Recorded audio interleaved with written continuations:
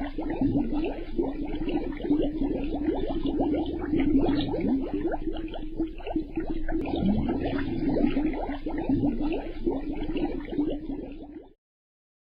الله الرحمن الرحیم. ان الحمد لله نحمده و نستعینه و نستغفره و نعوذ بالله من شرور انفسنا و من سیئات اعمالنا. من یهده الله فلا مضل له و من یضلل فلا هادی له. و اشهد ان لا اله الا الله وحده لا شریک له و اشهد ان محمدا عبده و رسوله. با یاد و نام الله متعال برنامه دیگر از مجموعه برنامه شقایق رو تقدیم حضور شما بینندگان عزیز و گرامی می کنم و به رسم ادب بلکه به پیروی از رسول گرامی اسلام صلی الله علیه و آله و سلم بهترین سلام ها و درودها رو تقدیم حضور شما بزرگواران می کنم. سلام و رحمت و برکات الهی پیشکش به شما بزرگوارانی که بیننده برنامه شقایق هستید. سخن از خوشبختی در نظام خانوادگی مقوله است عام و فراگیر که خواسته، هدف و مطلوب هر انسانی است. هر کسی در زندگیش دوست داره که به آرامش دست پیدا بکنه و به آرامش برسه. از جمله اسباب و زمینه‌های رسیدن به آرامش و خوشبختی در نظام خانوادگی و در زندگی به طور کلی ازدواج و تشکیل خانواده است. تشکیل خانواده سبب و مقدمه و وسیله و یکی از مسائلی است که میتونه بنابر شرایطی خاص، بنابر توجه درست و دقیق به مسائل مرتبط با نظام خانوادگی و شناخت درست از نظام خانوادگی انسان رو به احساس آرامش و خوشبختی و رضایت از زندگی برسونه و نه به عنوان یک امر تصادفی. این رو میطلبه که انسان فهم درستی از زندگی داشته باشه، انسان فهم درستی از تشکیل خانواده داشته باشه، انسان به بلوغ فکری درباره تشکیل خانواده رسیده باشه و بدونه که تشکیل خانواده و ازدواج صرفاً پاسخگویی به غرایز نفسانی نیست، که پذیرش مسئولیت هایی است که با انجام ازدواج و تشکیل خانواده انسان رو در برابر مسئولیت های مختلفی قرار میده که باید نسبت اون پاسخگو باشه، مسئولیت پذیر باشه، درک بکنه. چه بسا یک انسان مجرد نقش از اون جهت که نقش همسر رو نداره، لذا مسئولیت هایی هم در قبال این موضوع برش نباشه. اما همین که تشکیل خانواده داد، ازدواج کرد، یک قالب جدید و شکل جدید در نقشی جدید بهش اعطا میشه. در گذشته آقا و خانم، دختر یا پسری بود که ممکن بود نقش‌های، یعنی طبیعت زندگی ما انسان ها اینگونه بوده و هست که نقش‌های مختلف و متفاوتی داشته. دختر بوده، پسر بوده، فرزند بوده، خاله بوده، عمه بوده، خواهر بوده، برادر بوده، نقش‌های مختلفی در نظام خانوادگی و در نظام اجتماعی خودش داشته.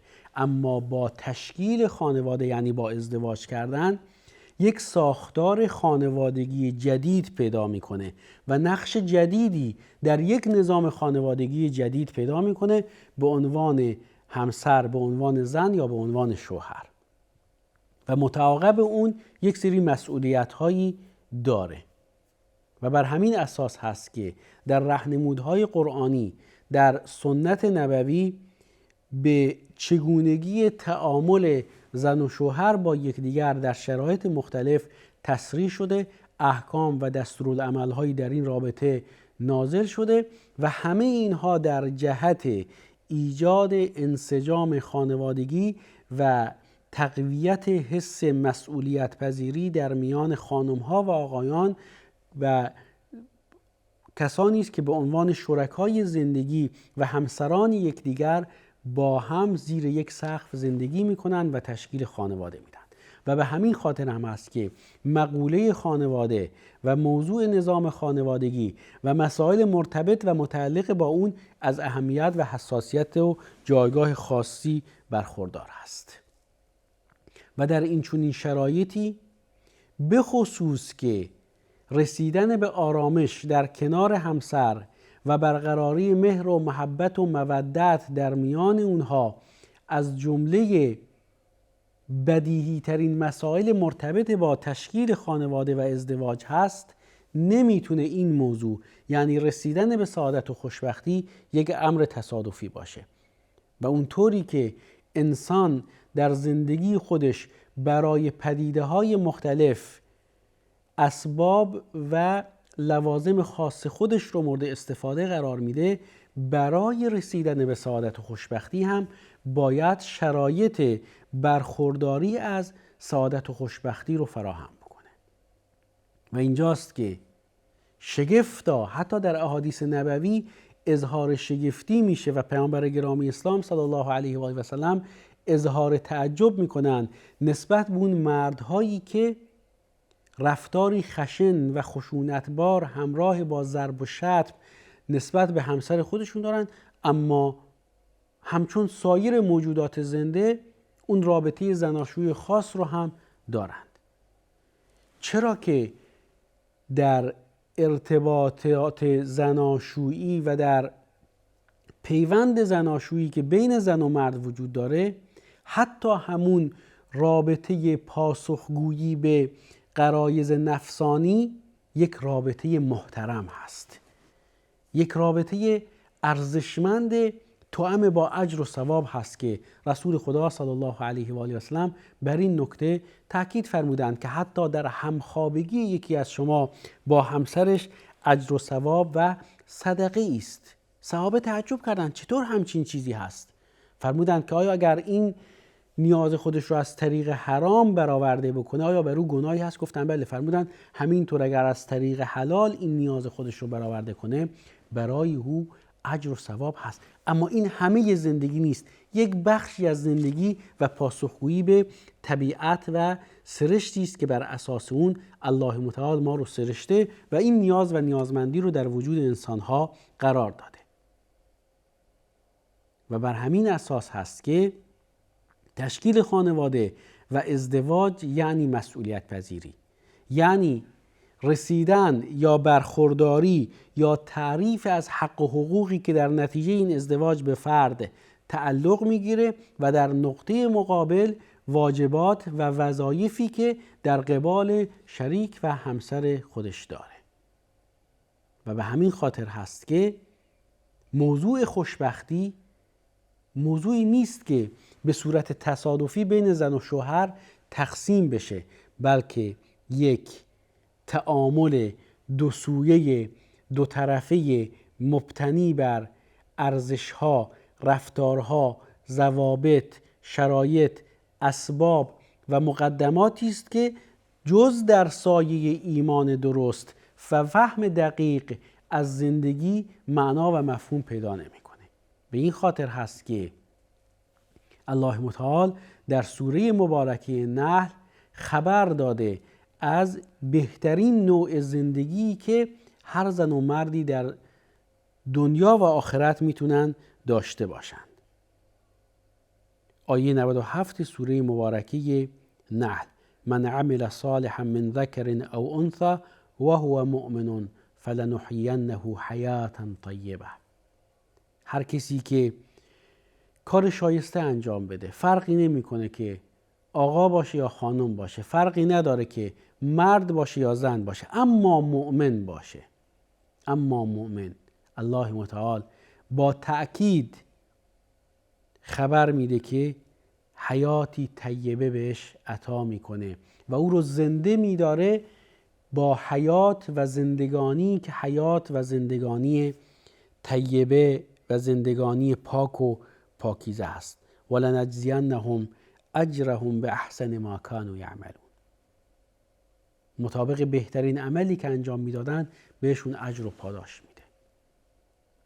گرچه دنیا سرای عمل هست و نه سرای جزا و پاداش و سزا، بلکه در همین دنیا هم جلوه هایی از این پاداش نمایان میشه که بارزترین اونها یا یکی از بارزترین این نعمت ها احساس رضایت از زندگی است، احساس خرسندی در زندگی و از زندگی است، احساس خوشبختی است، احساس آرامش است. ممکنه یک کسی خوشبختی رو در رسیدن به مال و ثروت و برخورداری از اموال فراوان ببینه، اما چون فهمش از خوشبختی فهم ناقصی هست، ولو این که به مال فراوانی هم دست پیدا میکنه احساس آرامش نداره، احساس خوشبختی نداره.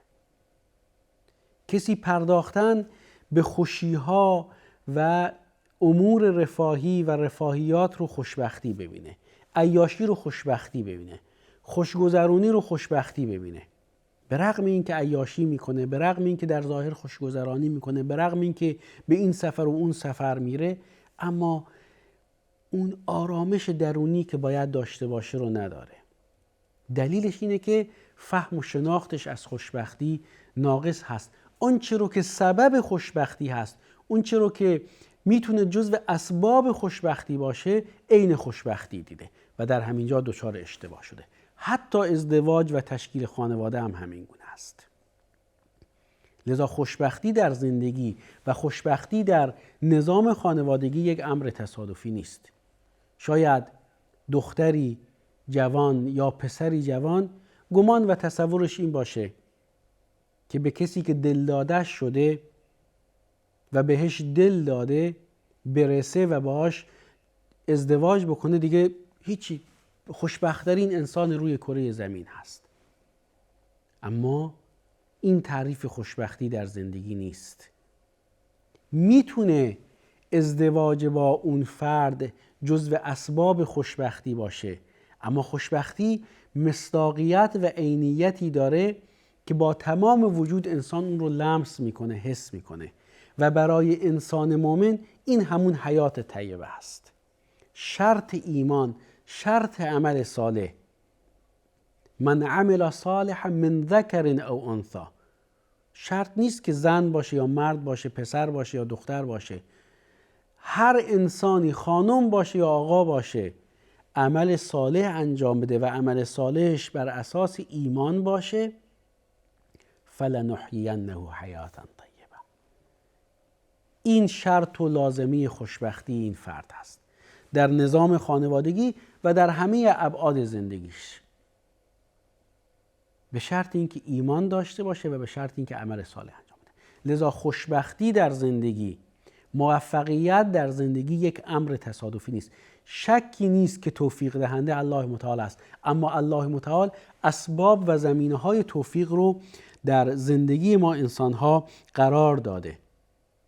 و من الله التوفیق، توفیق از سوی الله متعال هست، اما میخوایم خوشبخت باشیم، میخوایم موفق باشیم، باید اسباب و زمینه‌های موفقیت و خوشبختی و رستگاری و پیروزی در زندگیمون رو فراهم بکنیم. یکی از اسباب خوشبختی و نه عین خوشبختی، یکی از اسباب خوشبختی تشکیل خانواده است، ازدواج کردن است. ولی برخی ها به خصوص قبل از ازدواج تصورشون از ازدواج یک تصور خیالی است، نگاهی آرمانی به زندگی دارند، به گونه‌ای که گاه به گونه‌ای در خیالات سیر می‌کنند که مثلا دختر یا پسری که قراره باهاش ازدواج بکنن، خانومی که قراره با فلان آقا ازدواج بکنه یا آقایی که قراره با فلان دختر یا فلان خانم ازدواج بکنه، او رو بهترین انسان و کاملترین انسان میبینه. این تصور غلط و نادرستی است. لذا وقتی که باهاش ازدواج میکنه و تشکیل خانواده میده، چون در خیالات خودش سیر میکرده و شریک زندگیش رو اون طوری که تصور میکرده و در خیالش میگذشته نمیبینه، احساس سرخوردگی میکنه، احساس شکست میکنه. این نکته رو اینجا داشته باشید. یه عده دیگر طوری در خیالات و اوهام در رابطه با ازدواج و تشکیل خانواده زندگی میکنند و به سر میبرند که اساساً حتی جرأت تشکیل خانواده و جرأت اقدام به ازدواج ازشون گرفته میشه. 20 سالشون میشه 30 سال، 30 سالگیشون وارد 40 سالگی میشه و حتی جرأت ازدواج کردن ازشون گرفته میشه، چون در اوهام و تصورات و خیالات خودشون سیر میکنند و تشکیل خانواده و ازدواج رو یک امر بسیار سخت میبینند یا نگاهی آرمانی به تشکیل خانواده دارند. این افراط و تفریط رسیدن به خوشبختی رو در نظام خانوادگی از افراد سلب میکنه.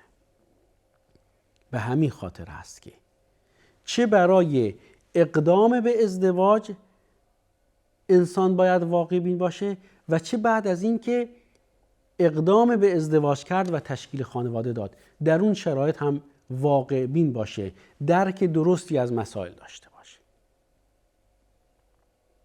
میخواد اقدام به ازدواج بکنه، خب حداقل شاخصهایی رو که توقع داره و بلکه جزو بدیهیات اخلاقی و ارزش‌های اخلاقی یک انسان شمرده میشه بیاد ردیف بکنه.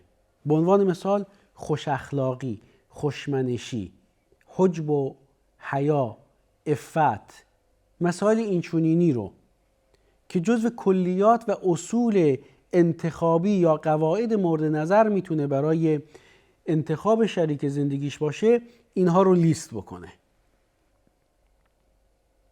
و بعد ببینه که اگر اون فرد نمره قبولی میگیره نسبت به ازدواج اقدام بکنه.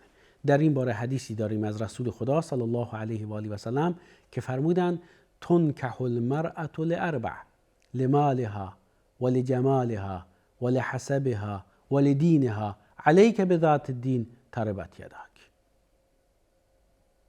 با هر زنی با 4 هدف و غرض ازدواج میشه. یعنی وقتی که یک مرد اقدام به ازدواج با دختر خانم یا خانومی میکنه 4 فاکتور رو مد نظر قرار میده که در میان این رسول خدا صلی الله علیه و آله و سلم فرمودن دیندار رو انتخاب بکن که خیر میبینی. این موضوع موضوع مفصل و مهمی است که با توجه به اینکه به پایان برنامه رسیدیم و شمارش معکوس برای پایان دادن به برنامه آغاز شده، موضوع رو همینجا نگه می‌داریم. انشاءالله در برنامه دیگر از رشته برنامه شقایق این موضوع رو مورد بررسی قرار میدیم. ممنون و سپاسگزارم که تا پایان برنامه با ما همراه بودید. الله نگهدارتون.